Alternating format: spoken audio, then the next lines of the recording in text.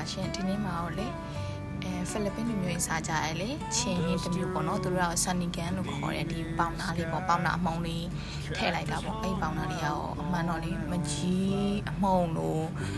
မလိန်ကျင်အမှုံလိုမျိုးလေးပေါ့နော်အဲ့လိုမျိုးသုံးကြတယ်လို့ပဲပေါ့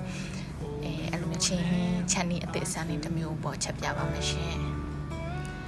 မအောင်မြင်တဲ့အတိုင်းပဲပေါ့နော်ချက်သွန်လေးတွေ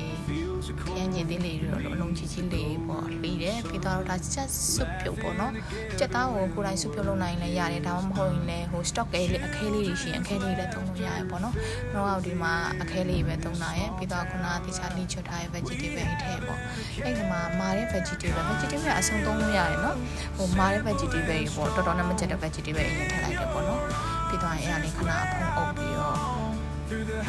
ခဏလေးတည်ထားလိုက်ပါပေါ့နော်ကိုယ်မှလေလွယ်လေးတကူဝယ်လို့ရရဲ့အသေးပဲအကုန်ထည့်လို့ရရဲ့ဟိုသူတို့ကထည့်အောင်ဒီခရမ်း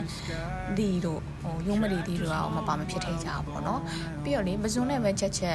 ဆယ်မွန်ကောင်းနဲ့ပဲချက်ဒီမှာဆယ်မွန်ကောင်းနဲ့ချက်တာများရဲ့ကြက်သားနဲ့ပဲချက်ဝက်သားနဲ့ပဲချက်ပေါ့နော်သူတို့ကချက်ကြရဲဒါအခုခုနထည့်လိုက်တာအမှုံလေးပေါ့ ready made ထုတ်လေးလေခုနပြောမကြီးကျန်တော့အမှုံလေးပေါ့နော်အဲ့အမှုံလေးထည့်တယ်ပြီးတော့အရသာမှုံထည့်တယ်ပေါ့နော်စားထည့်တယ်ရသာမှုံထည့်တယ်ငပြားလေးနည်းနည်းလိုက်တယ်ဒါပဲတအားရိုးရှင်းတယ်ဟိုတော့ဟိုမကြီးသီးအရေထည့်တယ်လို့ပေါ့တော့မကြီးသီးအရေမဟုတ် ready made လုပ်ထားအမှုံလေးထည့်ချက်လိုက်တာပေါ့နော်ပဇွန်လေးနဲ့ချက်တာလေချိုးပြီးတော့လေချိုးချင်ရတာလေးပေါ့နော်တအားကိုကောင်းနေရှင်ဟိုပြီးတော့သူတို့အဓိကမပါမဖြစ်အောင်ဒီလိုမှုလေးတွေထည့်ပေါ့နော်ဒီမှာအမှုလေးတုံးထားပြီးရရှင်ပြီးတော့မှလေနောက်ဆုံးပဲဟို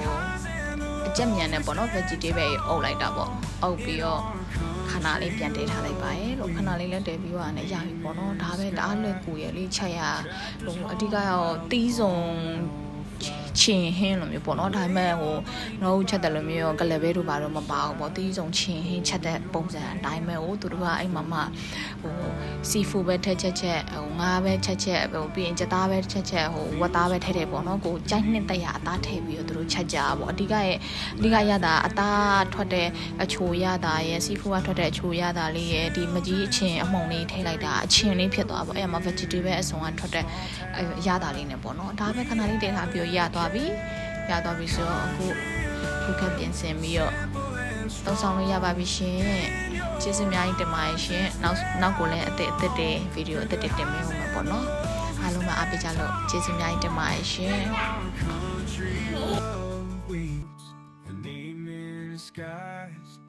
Tractors hum while the bone